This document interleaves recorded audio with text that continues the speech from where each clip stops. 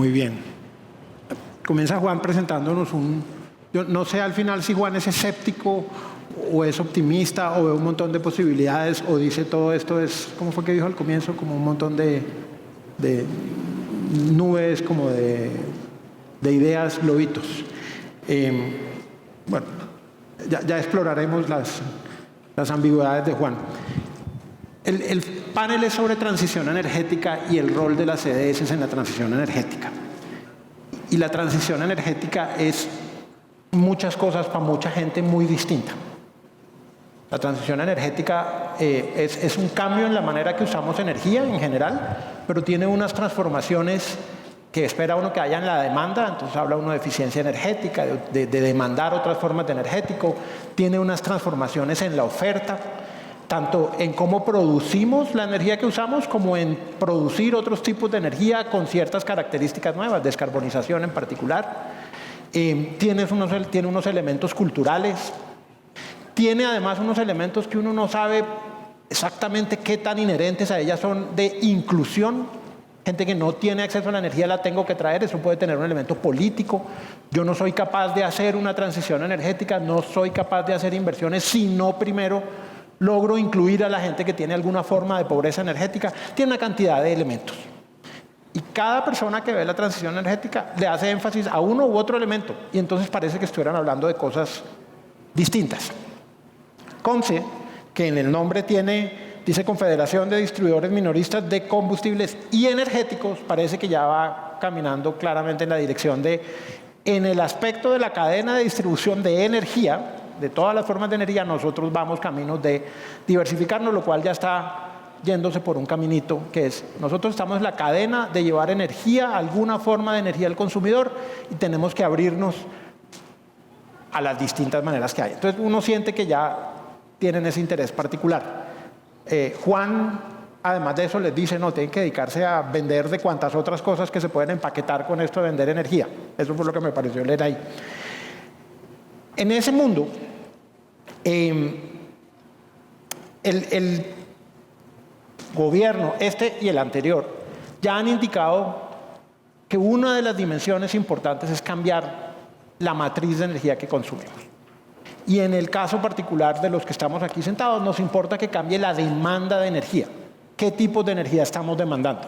Específicamente en el transporte, que es a lo que las EDS tienen como cliente inmediatamente enfrente, la idea ha pasado por electrificar parte del transporte, que al parecer es uno de los objetivos finales. Hablan de unos globitos, yo sí digo de frente unos globitos de hidrógeno en el transporte que están muy lejos, pueden ser, pero están muy lejos.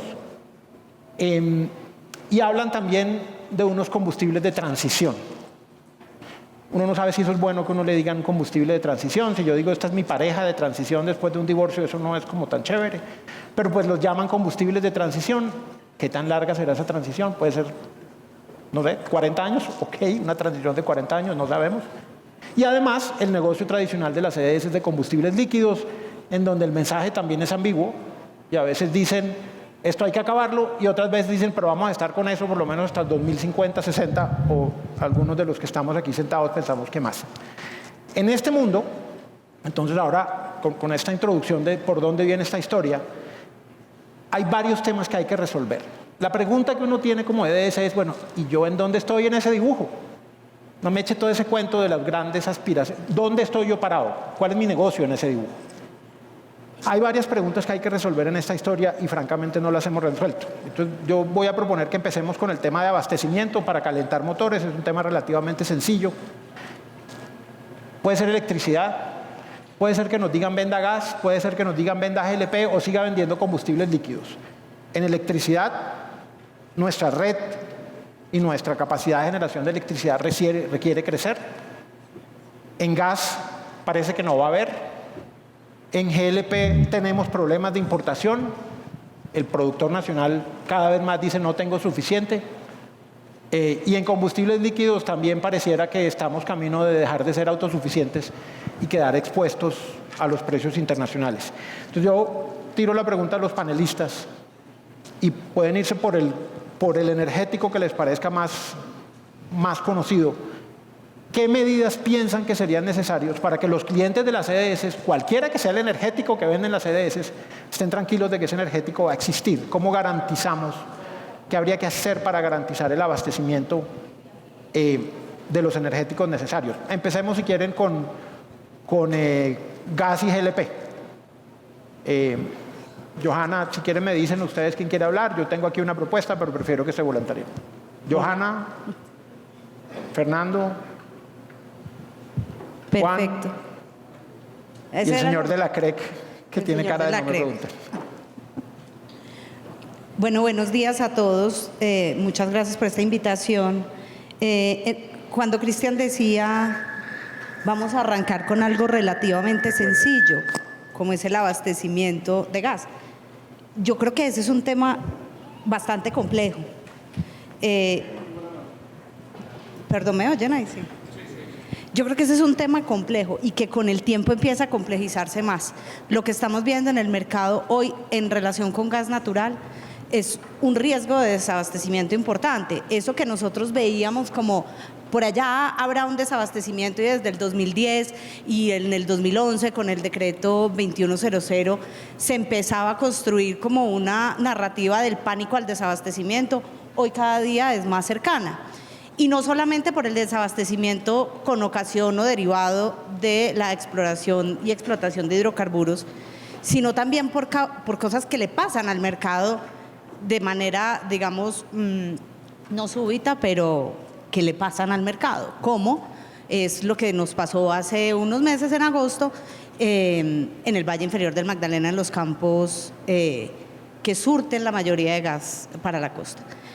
Cuando uno ve un escenario en el que de un lado, de largo plazo, la exploración, digamos que está en veremos o está en discusión o incluso está parada, si uno ve la política pública, y de otro lado vemos que encima a eso le puede caer algo peor, y es la coyuntura normal o la operación normal de un campo donde tenemos desaparición, digamos, de cantidades para ser puestas al mercado, pues claro que el problema de abastecimiento o el desabastecimiento es una complejidad importante.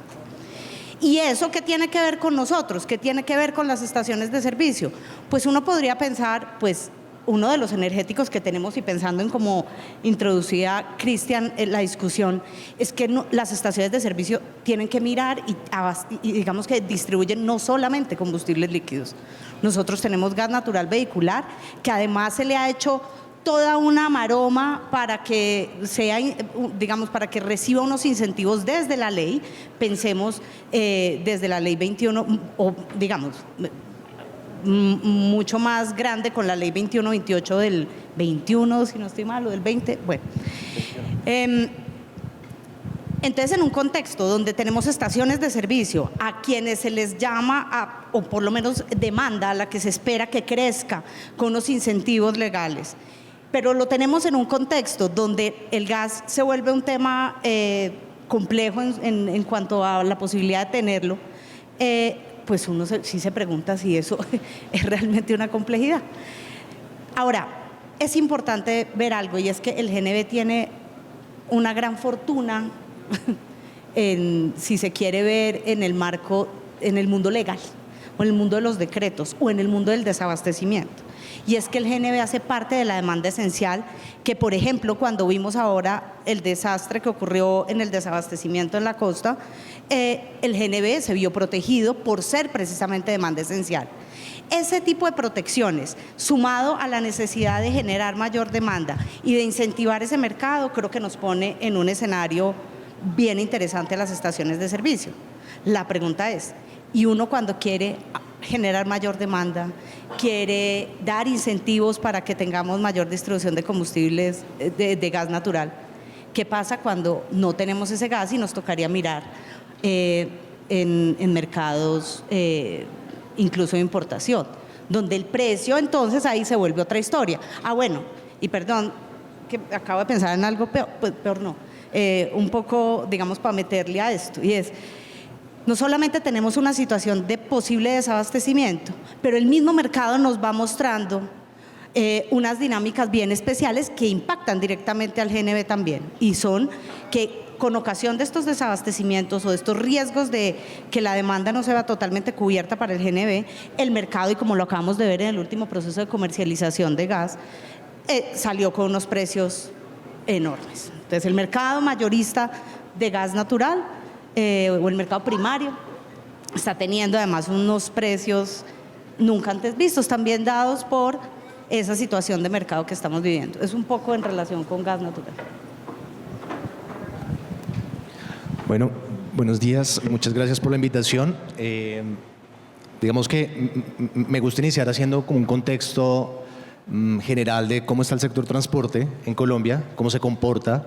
Nosotros contamos aproximadamente con 19 millones de vehículos en el modo carretero, de los cuales hay una alta dominancia de motocicletas, más o menos el 61% de los vehículos son motocicletas, el 35% son vehículos livianos, automóviles, camperos, camionetas, y apenas un 4% son vehículos de tipo pesado. Pero ese 4% representa una gran, digamos, contradicción en torno a diferentes aspectos ambientales que ya les comento. Son 600.000 vehículos pesados que están distribuidos entre camiones, tractocamiones, volquetas y buses, que tienen serias repercusiones en diferentes aspectos. Colombia es el país 35 más o menos que más genera emisiones contaminantes, y ese más es apenas el 0.57% a nivel mundial. No son despreciables, son 307 millones de toneladas de CO2, de acuerdo con el inventario más reciente, y el sector transporte es responsable del 12.5%, siendo el tercer sector que más emite en el país. Ese 12.5%, esos 600.000 vehículos pesados, que apenas son el 4% del parque automotor, representan casi el 50% de la generación de emisiones, por altas ineficiencias, por tecnologías antiguas, y entre otros aspectos. Además, a nivel mundial el transporte consume aproximadamente el 26%, Colombia particularmente y países de la región consumimos el 41% de la energía. Y además de eso, somos energéticamente ineficientes en un 70%. Entonces, ese panorama es un poco sombrío desde el sector transporte.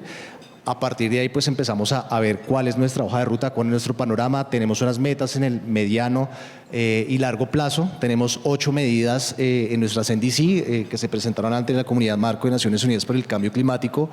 2 de ellas muy de corto plazo, y justamente atendiendo, como lo decía Juan en su presentación, a segmentos del transporte donde pues son de una fácil electrificación. Tenemos 2 medidas orientadas a modernización que representan el 89% de la reducción de emisiones a 2030, que nuestro compromiso de sector transporte son aproximadamente 9 millones de toneladas. Una de esas son la incorporación de 600.000 vehículos eléctricos.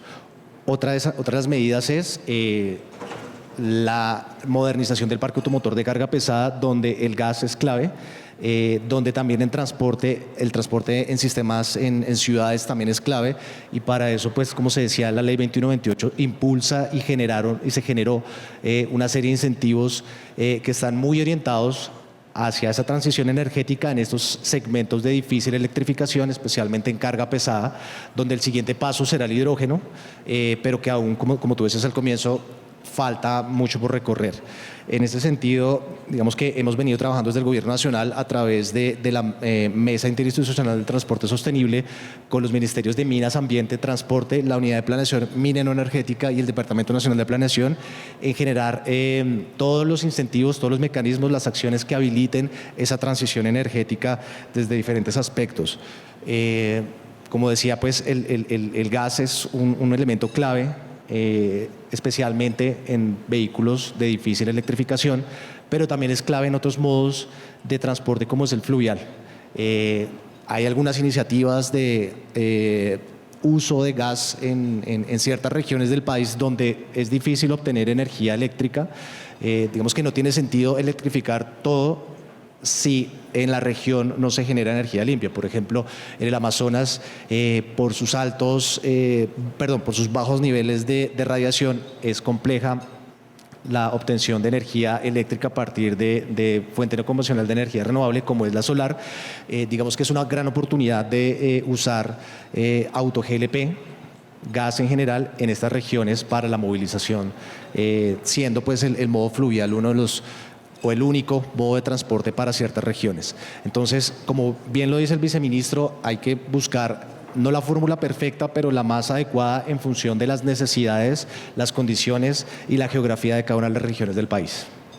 Gracias. Fernando, fíjense, menciona precisamente electrificación, 600.000 vehículos eléctricos, gas en una escala que no es claro qué tanto, pero es la solución, digamos, para el transporte de carga pesada. Piensen que es gas. Ya Johanna mencionó que no, por lo menos en el corto plazo estamos teniendo problema de si va a haber ese gas o no.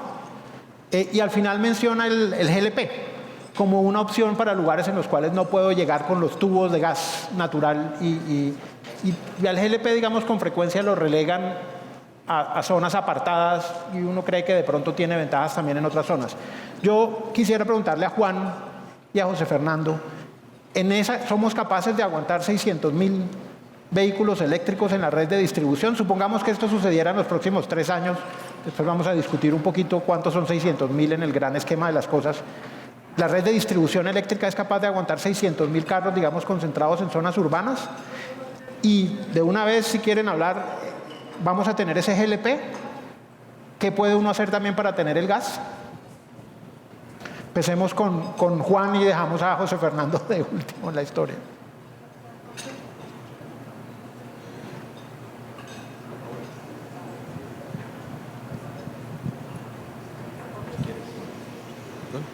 ¿Aló? ¿Ahora sí? Gracias.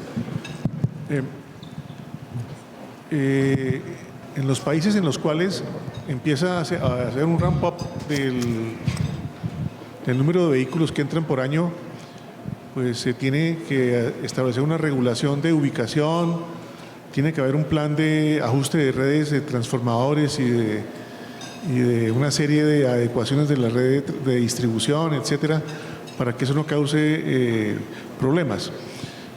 Como 400.000 es una cifra pírrica hasta ahora, digo, caricaturizándola, todavía no veo esos problemas creciendo o inminentes, pero sí todas las grandes ciudades en las cuales va a concentrarse el aumento de vehículos públicos, vehículos privados, si es que aparecen, pues requieren planes de adecuación y de ubicación de las suministro de carga eléctrica.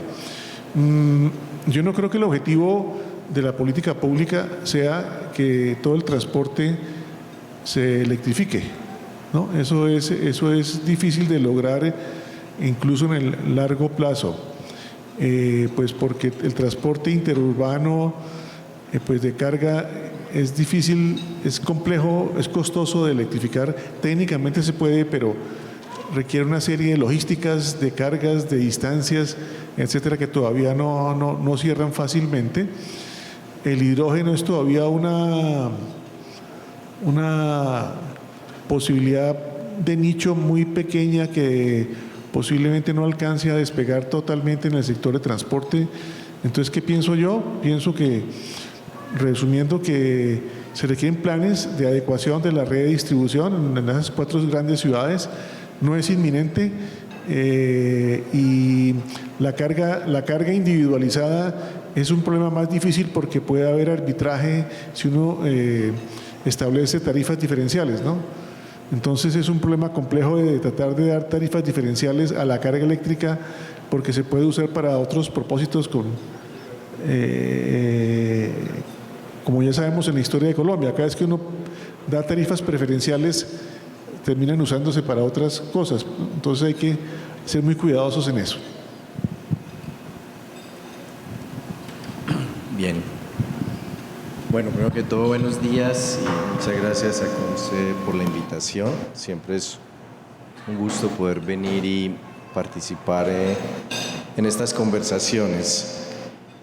Retomando un poco entonces la pregunta provocativa que nos hace nuestro anfitrión, pues la respuesta, digamos, corta es que en este momento no estaríamos preparados, pero lo podríamos estar. ¿Por qué? Porque tenemos todo este trasfondo de la transición energética como la política que nos está guiando del el camino a seguir respecto a la producción y el consumo de energía, que pasa por la electrificación del consumo, el desarrollo de combustibles renovables, pero digamos la gran incertidumbre es la profundidad y la velocidad de ese proceso, y para eso necesitaríamos una hoja de ruta mucho más clara de lo que tenemos ahora, porque si sabemos a dónde queremos llegar, probablemente podemos saber qué camino tenemos que avanzar. Entonces, en términos de la electrificación del transporte, sí, de que hubiera realmente un plan factible de que en 3 años vamos a tener la introducción de ese número de vehículos, nos prepararíamos, y yo creo que la regulación está ahí, haríamos los planes de inversión, desarrollaríamos la regulación para la movilidad eléctrica, que todavía estamos esperando la política al respecto. Entonces, no es un problema, yo creo, de la adecuación de las redes. Tenemos las metodologías para hacer las inversiones, para remunerarlas. Obviamente eso tendrá un costo. Tendremos que ver cómo se distribuyen esos costos. Pero si tuviéramos un plan claro, factible, creíble a 3 años de una integración masiva de movilidad eléctrica, seguramente desarrollaríamos la regulación necesaria y podríamos adecuar las redes para que lo hiciera y todo lo que fuera necesario, pero necesitamos ver esa meta y necesitamos ese plan, esa hoja de ruta. Gracias. Angélica. Sí, yo quería agregar que también es importante ahí pues como el comportamiento de los consumidores, ¿no? Entonces, estamos pensando en electrificar los vehículos o más bien en aumentar la flota de vehículos eléctricos, pero estamos viendo al mismo tiempo una tendencia mayor a comprar carros híbridos. ¿Por qué? Porque a lo mejor necesitan recorrer distancias más largas sin tener que estar pensando en este punto voy a recargar mi carro, o por el tamaño del vehículo, porque los eléctricos tienden a ser un poquito más pequeños, los más grandes son más costosos, más complejos, en fin.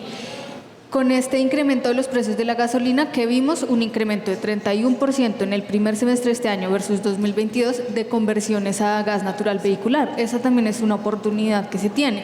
Estamos pensando en aumentar el consumo de GLP también para uso en las cocinas, en los hogares, para que las personas dejen de depender, especialmente los pobres, de cocina a leña o a carbón. Ok, estamos seguros que podemos garantizar que las vías son adecuadas para que los camiones lleguen hasta esos hogares. ¿Cómo vamos a hacer para que la persona que vive en la punta de la montaña pueda bajar hasta cierto punto de la carretera, recoger su cosa de GLP y volver a subir?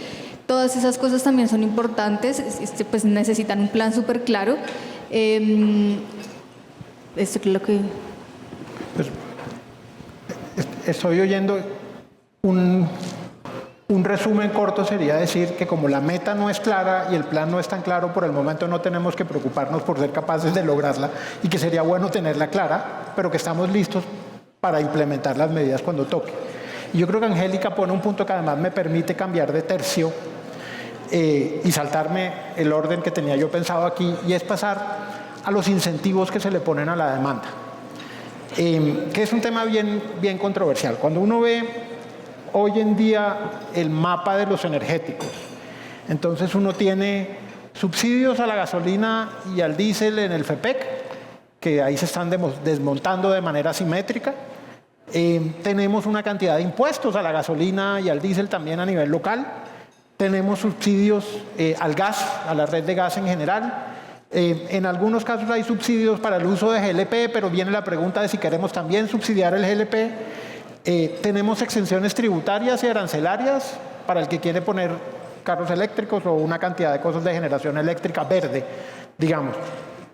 Es muy simpático. Estamos subsidiando a todo el mundo y en desorden. Eso en el lenguaje de los economistas se llama el carbon pricing, el precio del carbono.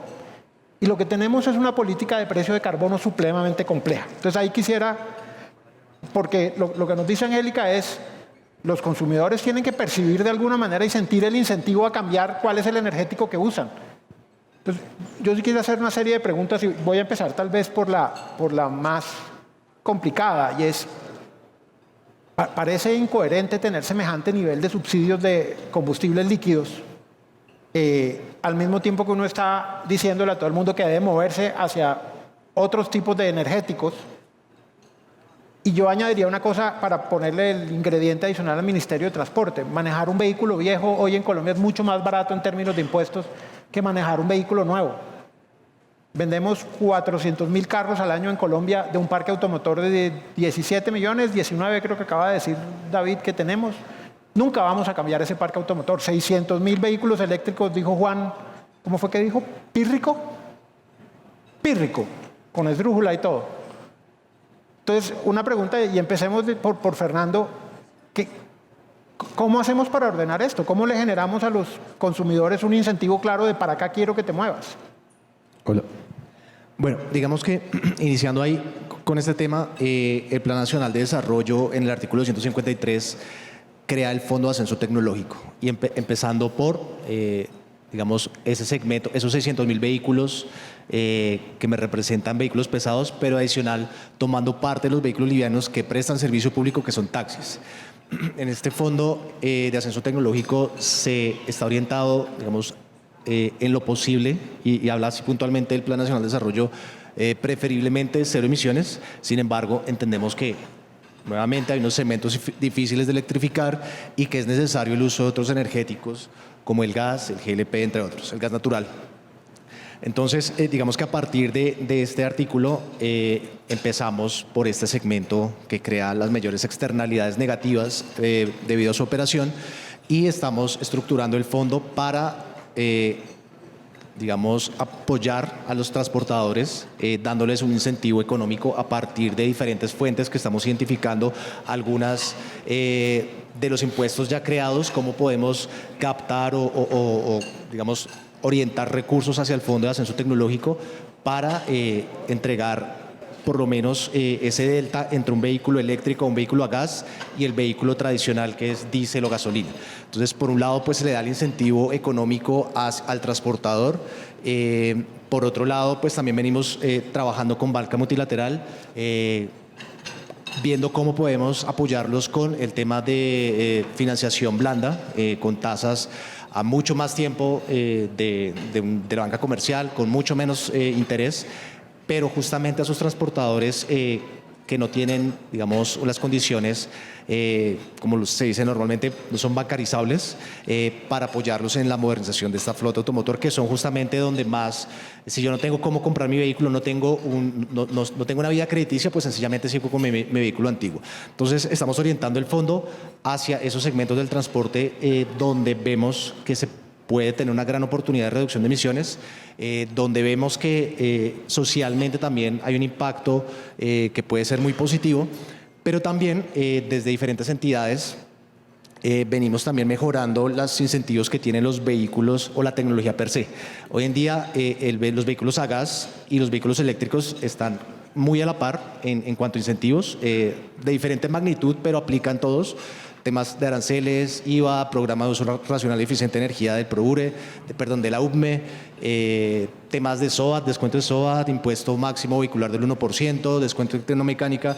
Entonces, todo esto, cuando uno lo ve operativamente, se hace, digamos, un costo total de propiedad, viendo en el tiempo, no el vehículo como la compra de un activo, sino como un proyecto que tiene unos ingresos o egresos en el tiempo, pues puede resultar más positivo. Puede resultar, digamos, más rentable el utilizar tecnologías de cero y bajas emisiones que un vehículo convencional.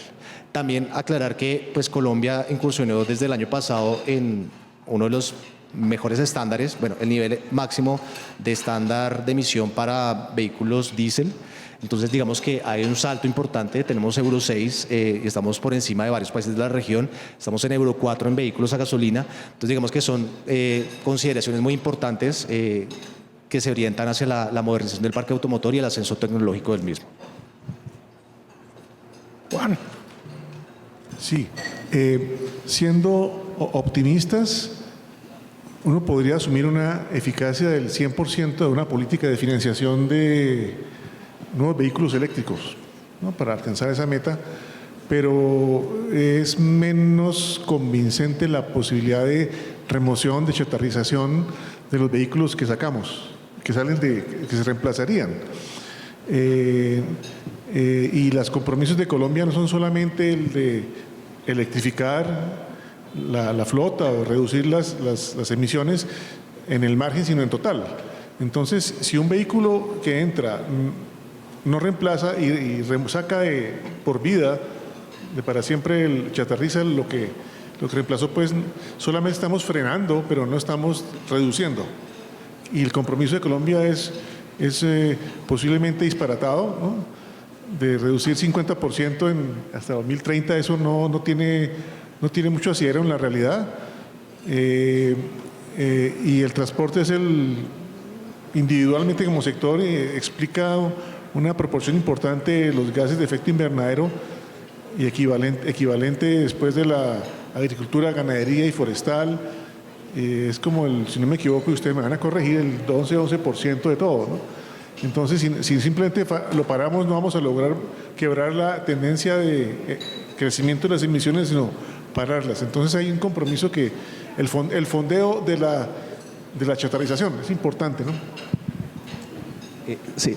Yo quisiera, para añadirle una pregunta, y es, el argumento de poner un fondo para la chatarrización y para ayudar a la gente a hacer la inversión inicial de la conversión está bien, porque hay una barrera, porque uno no tiene la liquidez para hacer la inversión. Pero sinceramente, primero que todo, la gente tiene que querer hacer la inversión. La inversión tiene que ser rentable de largo plazo.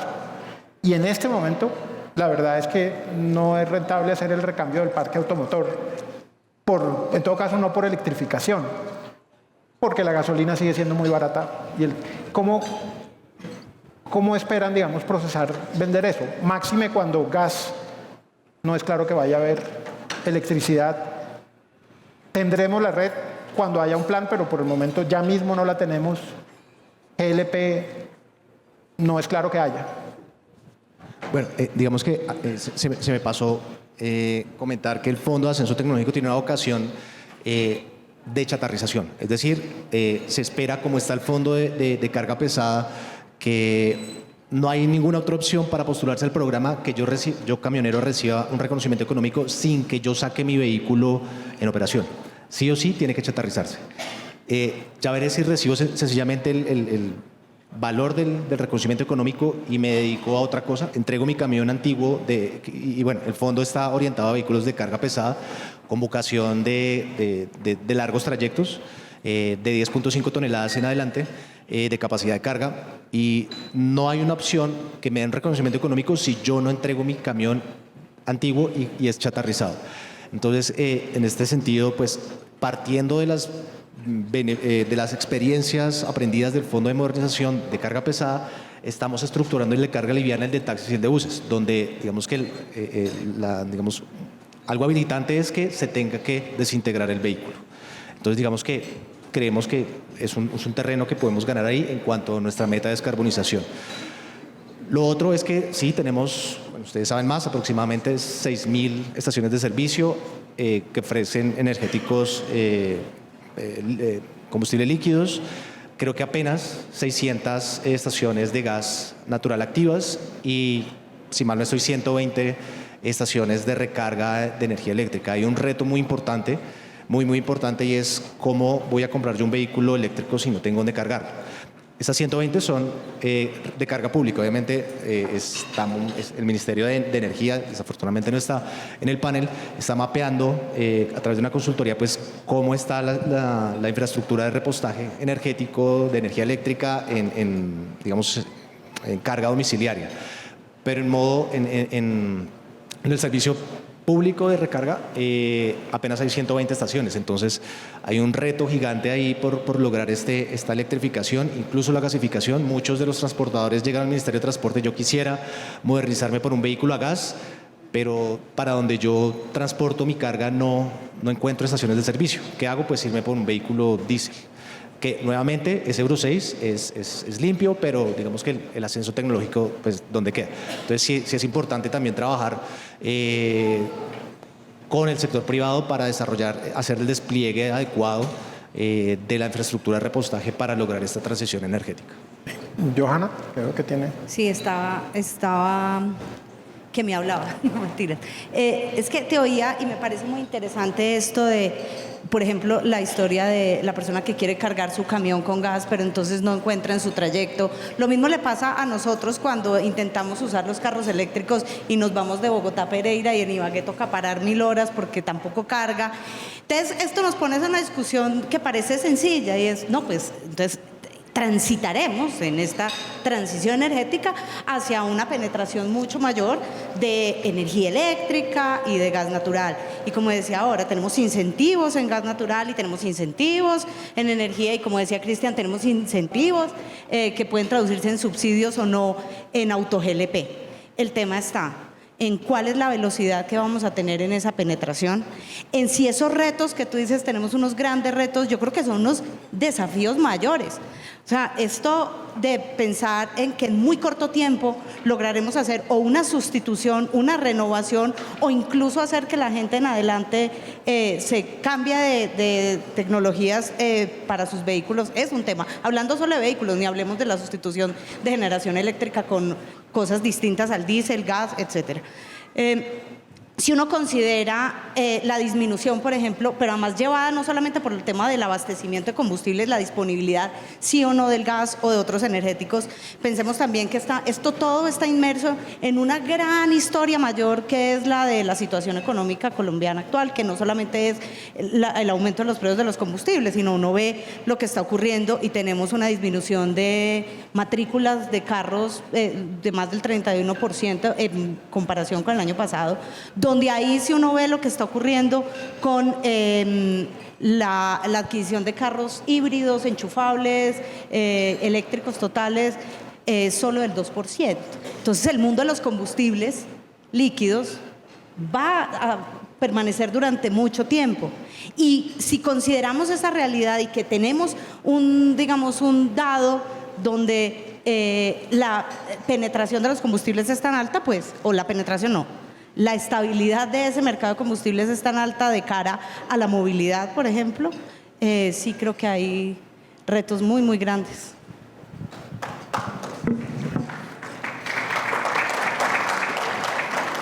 Yo creo que el aplauso indica que se dijo lo que había que decir. Yo quisiera hacer un resumen un poco de cara a las CDS, que es lo que tenemos aquí.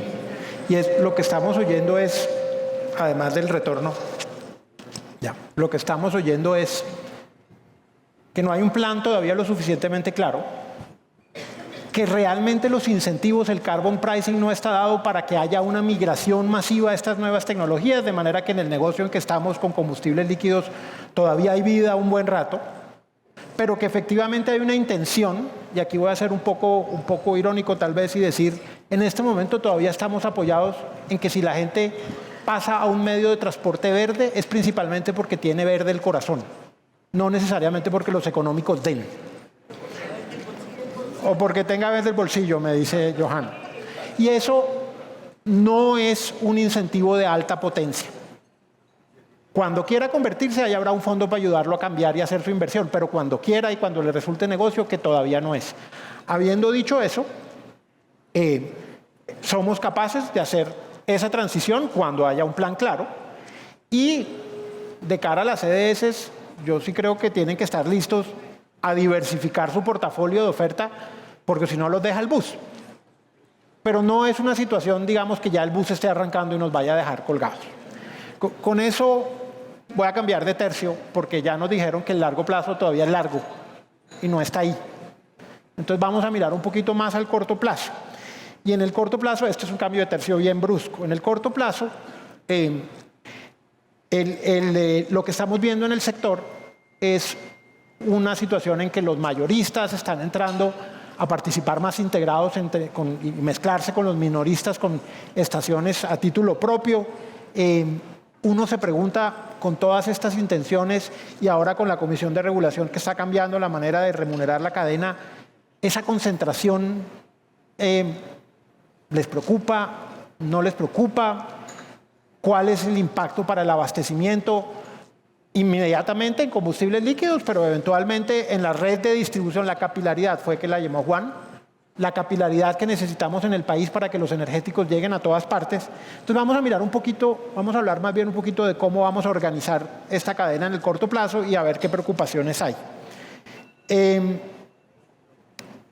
aquí, digamos, uno ve la cadena de GLP. Bueno, la de combustibles creo que todos la conocemos, altamente subsidiada, precio controlado del productor. Estamos desmontando el FEPEC y el precio está subiendo de manera asimétrica. El GLP tiene controlado el precio cuando lo vende Ecopetrol, pero de ahí para allá la cadena es libre. El usuario, el que va a vender auto GLP, en principio puede venderlo a un precio libre. El gas natural se considera un usuario no regulado cuando compra y cuando vende como GNB, entonces también tiene una libertad de establecer precios, pero los precios del gas, por lo menos los internacionales, suben y bajan como unos locos, y los nacionales en coyuntura de niño pasaron de 5 o 6 dólares a 20 dólares en el mercado secundario en cuestión de 2 meses. Una pregunta para José Fernando directamente.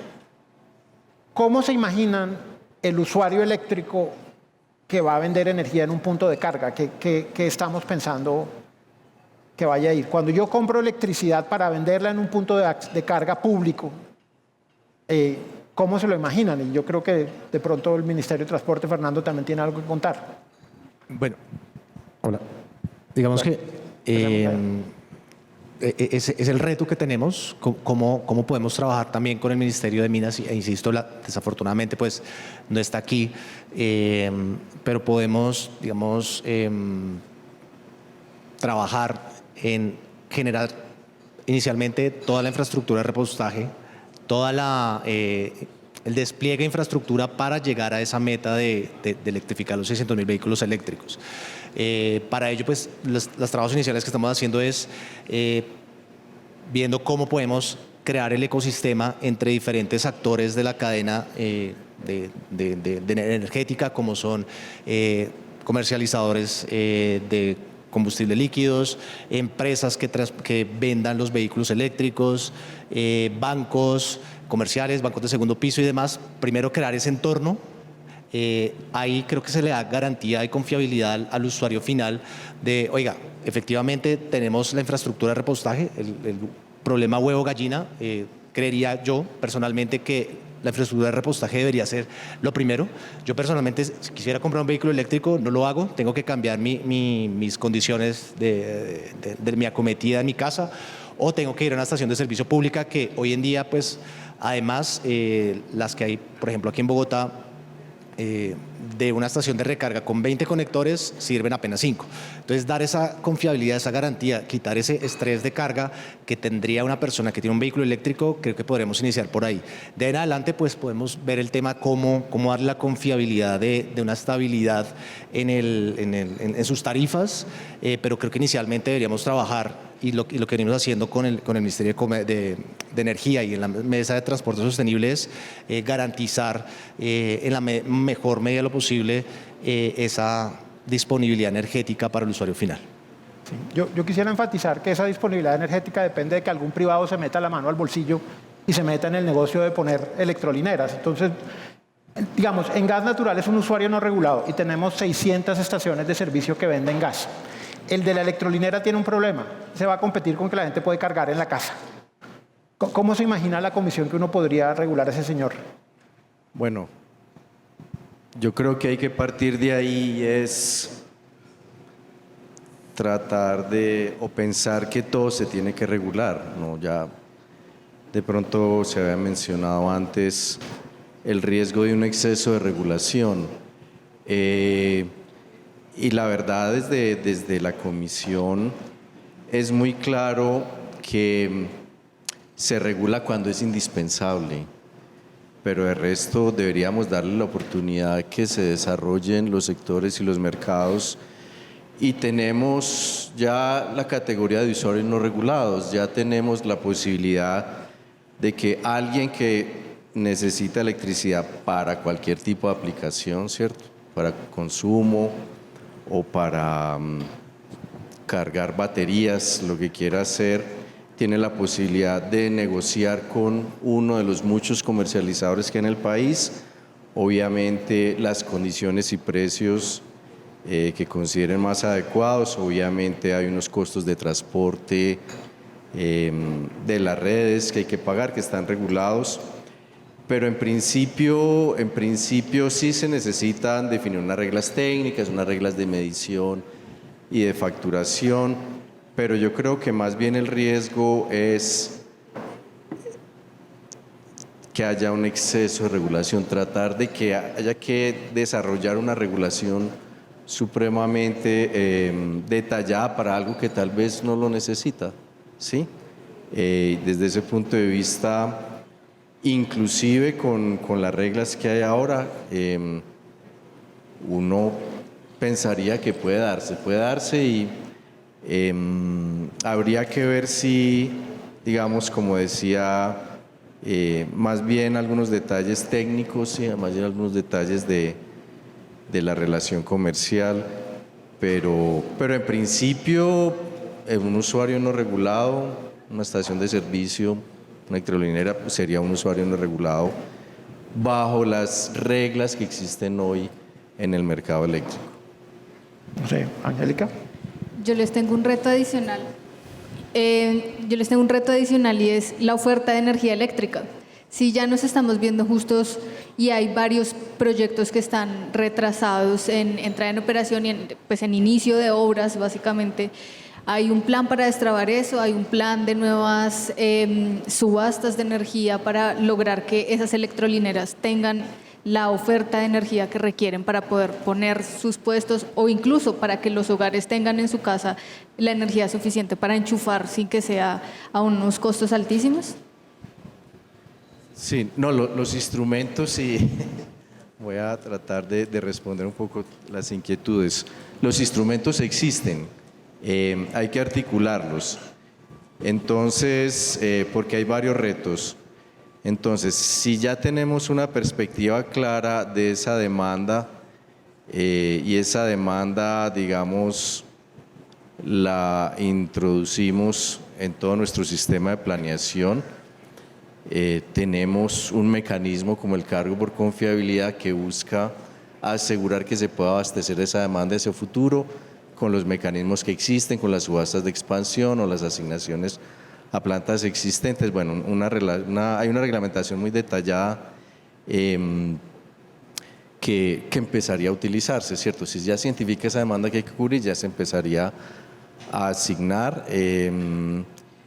Está el tema que es el retraso de los proyectos, ¿cierto? Que realmente esos planes empiecen a cumplirse, que sí se sale un poco de la órbita, del ámbito de la regulación, porque pues en la práctica ha sido más afectado por el tema de las licencias ambientales, ¿cierto? Del tema social, que es un tema, digamos, en que esperamos que el gobierno nos ayude mucho, digamos, porque ahorita es un tema crítico, pero en la medida, digamos, como decía al principio, existen los instrumentos. En la medida en que veamos esa demanda que el mercado lo está necesitando, los iríamos articulando para que pueda haber ese abastecimiento. Johanna. Un poco pensando en esa pregunta de cómo se caracteriza entonces una estación una electrolinera y pensando en lo que me encantó que dijo José Fernando de a veces la regulación y la sobreregulación daña los mercados también o no, o bueno, no lo dijiste así, pero es lo que quise pensar. Realmente la intervención regulatoria aquí pues es la que tenemos hasta hoy. Hay un desarrollo regulatorio sobre electrolineras, pero es que uno debería preguntarse una cosa más allá y es, nosotros ya tenemos montado como un camino y nos dijeron hay que ir a la transición energética y nos dijeron váyase por aquí libremente, porque la regulación le dice, ¿usted acaso nos están obligando a que nos volvamos híbridos, eléctricos? No, entonces usted va dentro de un marco que le pintan, que es la transición energética. Va además ayudado con subsidios, incentivos, pico y placa, SOA, todo lo que trae, por ejemplo, nuestra preciosa ley 2128. Pero el mercado es el mercado y los usuarios son los usuarios y ahí van, mostrando cómo ese desarrollo de electrolineras se vuelve también No solamente, creo yo, pero yo no soy economista y me perdonan todos, soy solamente una abogada, pero lo único que pienso es, al final nosotros tenemos un desarrollo de una demanda chiquita, como mostrábamos ahorita, solo el 2% es la variación entre el año anterior y hoy, pero además a ello responde la oferta. Y es el desarrollo de electrolineras también está jalonado o pasa por cómo se ve y se comporta esa demanda y ese aumento o no, o esa variación grande o pequeña en la demanda. Entonces, yo también creo que es que cuando uno se pone a ver a los distribuidores pensando en, o a quienes hoy se están metiendo en el tema, no sé, Enel, Terpel, los que se meten en el tema de las electrolineras, pues lo que tenemos es, no hay miles, no hay muchas, como tampoco hay muchos carros o demanda para esas electrolineras.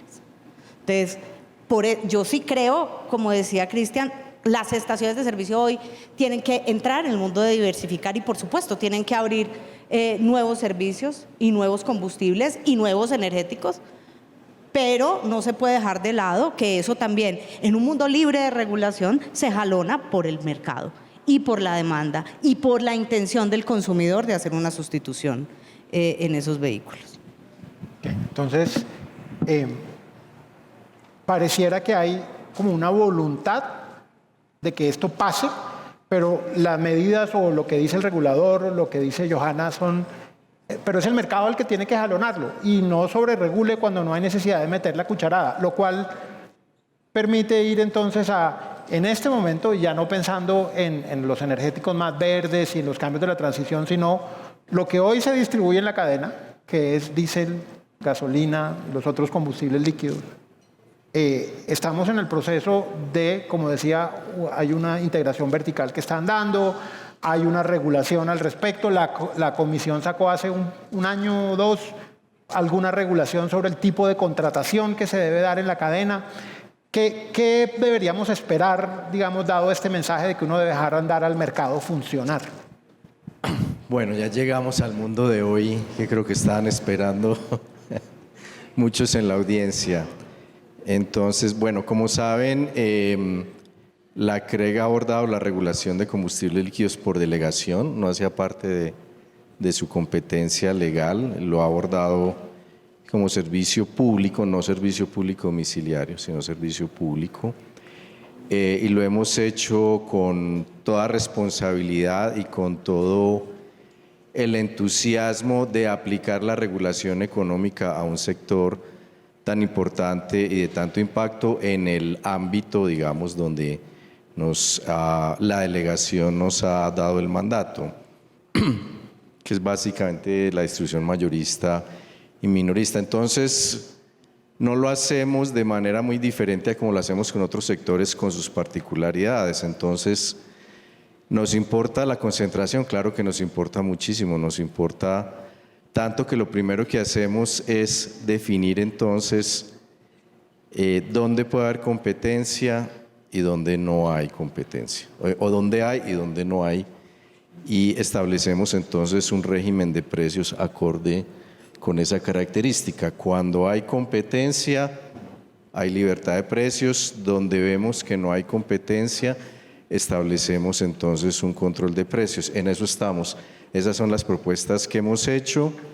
El cálculo, digamos, lo que hemos llamado el régimen mayorista y minorista, que es básicamente un estudio de competencia, ¿sí?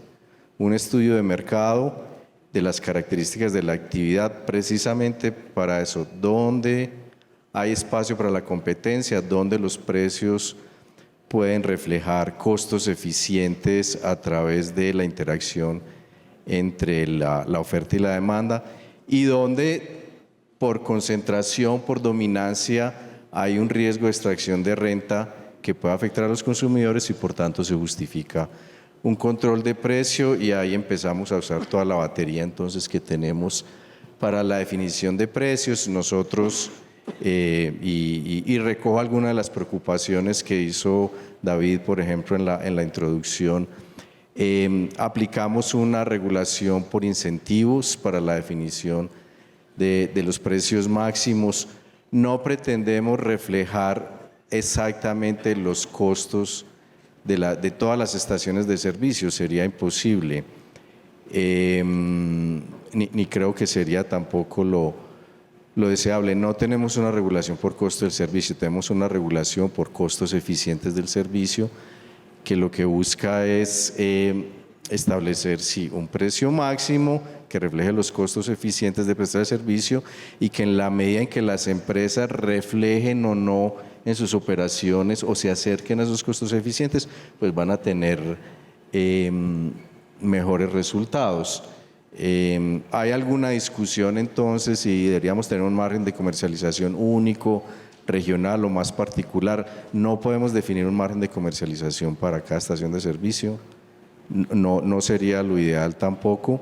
Ahora tenemos un margen de comercialización homogéneo, ¿no? y funciona pues con sus limitaciones. Lo que queremos es calcularlo de manera más precisa, si se quiere, que refleje más las condiciones de prestación del servicio en este momento, pero siempre, digamos, dentro de esos patrones de eficiencia. Hay costos de oportunidad reflejados, digamos, como en la tasa de retorno, en el WACC, que es algo que nosotros le gastamos mucho tiempo. Entonces, en ese sentido, estamos haciendo regulación económica para el sector, estamos en un proceso todavía de discusión, obviamente estamos oyendo los comentarios de la industria para hacerlo mejor, pero resaltando el punto, estamos aplicando regulación por incentivos que refleja costo eficiente de servicio, no es el costo de servicio de cada una de las miles de estaciones que hay en el país. Obviamente la idea no es que desaparezca, sino que vayan adaptándose a esas condiciones más eficientes de prestación del servicio. Y bueno, ese es el proceso. Hasta ahora parece que un margen único sería suficiente para eso. Una pregunta ahí. Todavía, pero ya para redondear, entonces, como decía Juan, que no sé, nos abandonó, pero es un modelo de negocio todavía muy convencional, una misma tecnología, lo que hace más apto para que se justifique un solo margen de comercialización, pero igual estamos abiertos a escuchar las razones por las que podría ser diferente. Entonces, en eso estamos y eso es lo que hemos estado todo este año y es lo que queremos finalizar, y en un proceso que sabemos que es gradual, en un proceso de apertura de conveniencia, pero fijar las condiciones de régimen y de margen que sean las adecuadas para la prestación del servicio en las condiciones actuales. Tengo una pregunta puntual y la quiero frasear de manera que la pueda responder. Yo conozco, digamos, la tradición de la comisión en esto. ¿Es concebible que, dada la distribución, la heterogeneidad de las estaciones de servicio, un margen homogéneo lo lleve a decir en tal zona apartada del país la demanda es poca, no hay mucha competencia, yo tengo que tener una libertad regulada y sencillamente el margen no dé? Que para yo acomodar el margen que necesita esa zona tendría que ser muy generoso para el resto del país. Eso eventualmente puede llevar a una preocupación de abastecimiento en unos lugares puntuales. Ese tipo de preocupación ¿es algo que entra activamente dentro de la decisión tarifaria o es una preocupación que se traslada más a la política del Ministerio de Minas y Energía? Pues siempre es una preocupación en el sentido que uno no quiere llegar a una definición de un precio, un margen que no dé para recuperar los costos. Eso no es lo que se quiere, ¿cierto? Puede dar, digamos, para que, como decía, los resultados no sean tan buenos porque frente a esa referencia haya un margen menor entre los ingresos y los costos, pero no parece ser la situación que estamos viendo ahora, ¿cierto? No hay regiones con el margen que tenemos y parece con el que estamos proponiendo que tengan, digamos, estamos viendo esa perspectiva que si la viéramos nos preocuparía, obviamente. Uno no quiere, a partir de un control de precio, crear una situación de desabastecimiento. Es algo que debe evitar, no lo vemos en los cálculos que estamos haciendo. Si lo viéramos, obviamente sería algo que tendríamos que preocuparnos y dar soluciones. No sé si todas probablemente pasen por un régimen tarifario, probablemente por intervención del gobierno, pero no lo vemos como un riesgo muy palpable ahorita con los márgenes que tenemos y los que estamos proponiendo. Zonas de frontera. ¿Cómo? Zonas de frontera. Y Bueno, esta es una pregunta también al Ministerio de Transporte. ¿Cómo entra en esta ecuación? No, nosotros somos respetuosos del marco legal, aplicamos lo que está para zonas de frontera, entendemos que por sus características no vemos la posibilidad de que haya libertad de precios en las zonas, ¿sí?, en este momento, pero pues aplicamos la política que hay para esas zonas, sí.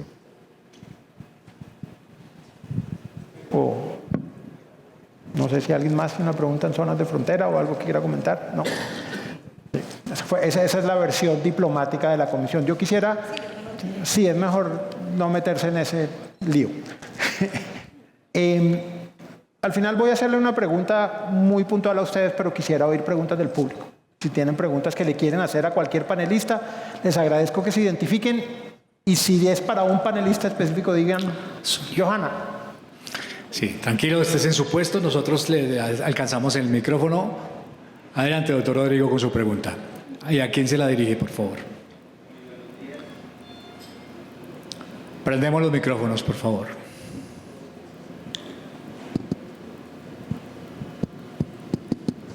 Hola, muy buenos días. Mi nombre es Rodrigo Roncancio, presidente de FEDISPETROL Colombia, miembro de COMCE. Preguntas y reflexión, y son dos. Transformación energética. Uno se sienta acá a escuchar siempre que venimos a estos foros y siempre hablamos casi que de lo mismo y para llegar a dónde. Y me devuelvo un poco a hacer la reflexión frente a cómo se hizo con la transformación del bombillo incandescente. Ese bombillo que nos costaba X plata, que calentaba y que era de 50 watts. Hoy en día es el bombillo LED de 5 watts. Mire la diferencia de consumo del bombillo. ¿Y cómo se hizo para que desapareciera ese bombillo y para que aparezca el bombillo hoy en día? Hoy en día, para que nosotros nos vayamos a transformar en esos vehículos eléctricos, hombre, es muy lejos el costo de un vehículo de estos. Es lejos, es muy costoso un vehículo de estos.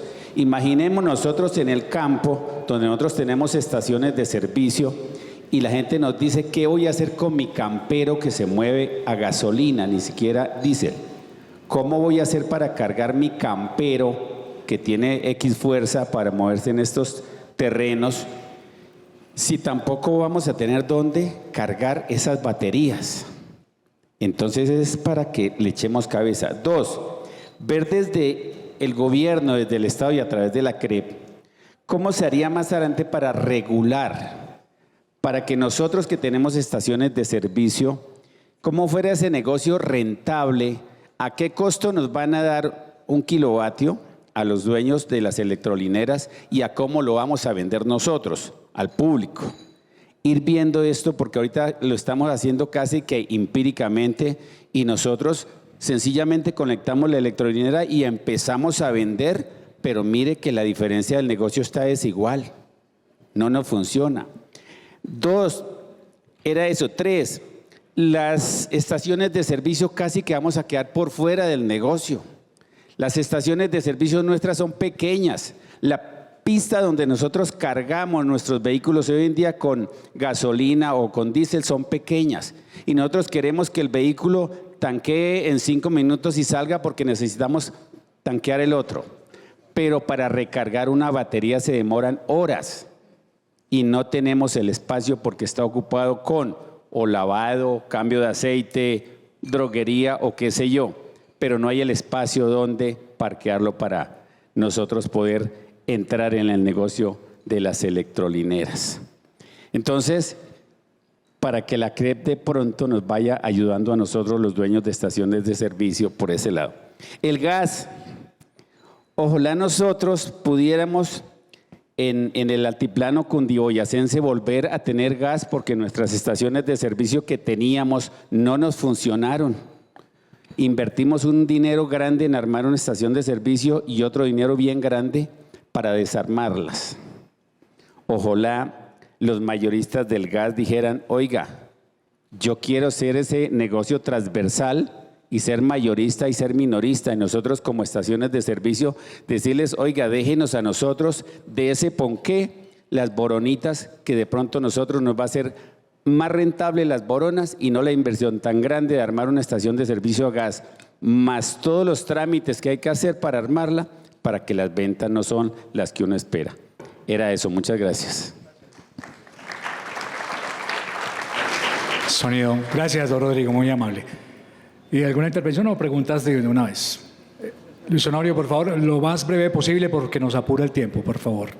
Mi nombre es Luis Honorio Garzón y llevo en el negocio del combustible más o menos 20 años. Cuando ingresé a este negocio aprender, hemos hablado románticamente de lo que es el futuro de los combustibles. Ya veíamos ahí la transición de los biocombustibles, que fue como el primer paso. Yo escucho hablar de estos temas y no sé si son más ejercicios teóricos que los podamos llevar a la práctica, por lo menos acá en Colombia por ahora. ¿Por qué? Porque esas tecnologías, primero, no se han desarrollado lo suficiente como para cubrir la demanda. Y segundo, de las cosas que aprendí acá en la distribución de combustible, y creo que ya todos lo tenemos claro, es que el dueño del activo que produce el daño ambiental es el responsable. En ese orden de ideas, cuando yo compro un vehículo que tenga que almacenar su energía, o sea, que tenga pila, quiere decir que va a tener una vida útil. ¿Esa vida útil de cuánto es?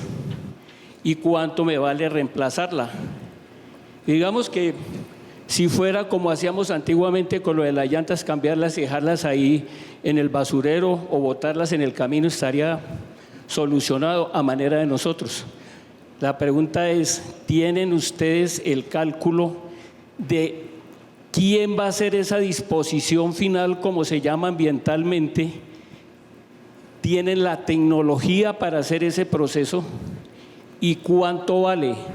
¿Cuánto vale quién? Al señor dueño del vehículo. Además, que ya prácticamente usted lo que compra es un título del vehículo, pero va a quedar dependiente del fabricante. No le puede ir a cambiar absolutamente nada de esos elementos. Entonces, para mí es un ejercicio académico que si nosotros aspiramos a que llegue esa tecnología, sí, seguramente, pero está suficientemente desarrollada. Países que son productores a nivel mundial de estas tecnologías van a ceder ese negocio tan fácil. ¿Será que la solución, hablaba aquí con Yasmín, es más simple de tener ese combustible alternativo que no lo hay a la vista? Están haciendo ensayos. Es tan simple y tan elemental como el de transformar el agua, pero no es lo suficientemente rentable como para que haga alguien inversión. ¿Será esa la situación? Entonces, más que preguntas, son algunos razonamientos que me he atrevido a comentarles. Gracias. Gracias, Luis Honorio. Doctor Cristian. ¿Sí me escuchan? Sí. Sí había una pregunta muy concreta ahí, y es la disposición final de las baterías, porque el usuario que compra, el dueño de un carro híbrido o eléctrico, tiene que saber qué va a pasar al final de la vida útil con la batería. ¿Qué se ha pensado, que es una pregunta más al Ministerio de Transporte, pienso yo, cómo implementar eso?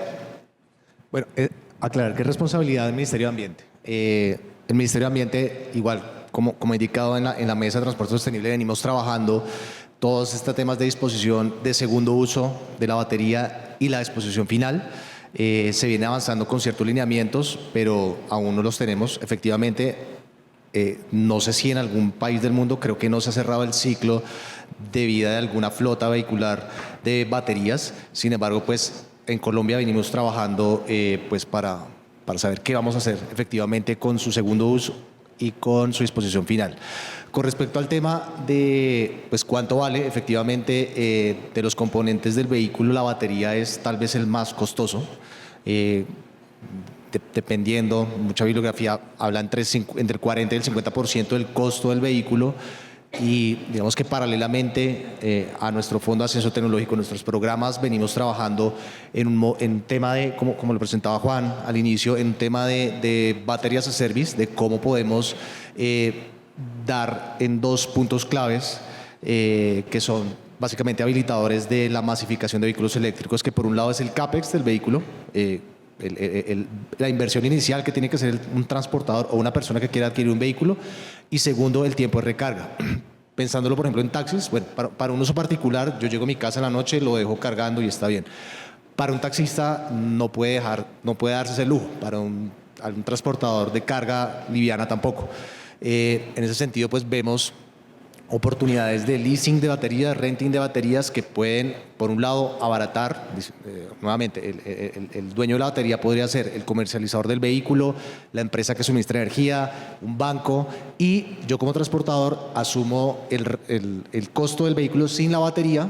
Eso me reduce mi CAPEX, pero además de eso estamos estudiando un tema de battery swapping o cambio de batería, que es un modelo que funciona en algunas regiones del mundo y que estamos, digamos, de manera incipiente viendo cómo podemos incorporarlo especialmente en esas regiones donde es difícil electrificar, y es además del modelo de negocio de batería, donde yo, taxista, no soy dueño de la batería, ¿cómo puedo hacer el cambio? Es básicamente un módulo donde yo llego, un brazo saca una batería que está descargada, pone una batería que está nueva, y es un cambio que puede demorarse 5 minutos máximo. Entonces estoy apuntándole a una mayor operatividad y a una reducción de mis costos, digamos, a la hora del CAPEX. Puede funcionar el tema de leasing, renting, es lo que queremos saber y es por lo que estamos trabajando desde el Ministerio de Transporte, el Ministerio de Minas y el Ministerio de Ambiente. Me avisan ya que tenemos que ir cerrando. Yo tengo una pregunta muy concreta y les agradecería. La respuesta es un número. La meta, tanto del gobierno pasado como de este, en términos de descarbonización, es net zero, o sea, cero neto de emisiones de carbono en 2050, con una meta intermedia, un premio de montaña en el 2030. Yo voy a avanzar aquí que eso no va a llegar así. No, esa fecha es un poco más lejos, pero los panelistas pueden estar en desacuerdo. Específicamente en el tema del sector transporte, que es el que nos interesa aquí, no digamos 2050, ¿qué año piensan ustedes que es el año que razonablemente vamos a llegar a cumplir la meta que hay? ¿Quién quiere empezar y me dice tal fecha? ¿Vamos de derecha a izquierda? De derecha a izquierda. Bueno, pues yo me basaría en lo que dicen otros países sobre sus propias metas, y estamos hablando más bien de 2075, 2100. ¿Johanna? No, yo sí, ¿para qué le miento? No tengo ni idea, pero lo que yo sí creo es que definitivamente no veo que sea en la meta trazada por el gobierno actualmente. José Fernando. Bueno, bola de cristal no tengo. Voy a dar la respuesta más fácil y es en 2050. ¿Pero por qué? Porque es que uno tiene que ponerse metas para cumplirlas y hacer lo necesario para llegar allá. Si esa es la meta y se quiere cumplir, hay forma de hacerlo. Puede que no pase si no se toman las acciones necesarias, pero si la meta es 2050, bueno, eso es lo que se quiere lograr, ¿no? 2050 con un gran aporte de capital. Me pusieron caveats. Los americanos dicen ponga el dinero donde puso la boca. Me pregunto si hiciéramos una apuesta, dirían lo mismo. Muy bien. Yo creo que no hay necesidad de hacer un resumen porque los hemos hecho a pedacitos. Entonces no queda sino agradecer a los panelistas, agradecer al público y salir reflexionando, creo yo, porque claridad no fue lo que salió fue un dibujo difuso sobre lo que viene. Entonces muchas gracias a todos y ahora al motor.